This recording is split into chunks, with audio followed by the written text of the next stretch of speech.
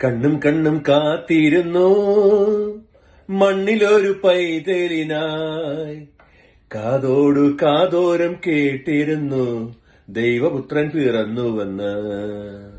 കഴിഞ്ഞ ശനിയാഴ്ച എനിക്ക് കരോളിന് പോകാൻ പറ്റിയില്ല.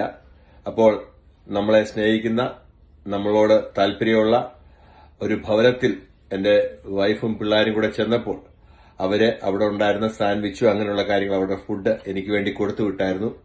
അപ്പം ആ കുടുംബത്തോടുള്ള നന്ദി അറിയിക്കുന്നു. മറ്റാരുമല്ല, സിനി ചേച്ചിയും ജോമോൻ ചാനുമാണ്. അപ്പം ഞാൻ ഇന്നത് കഴിക്കാനായിട്ട് പോവുകയാണ്.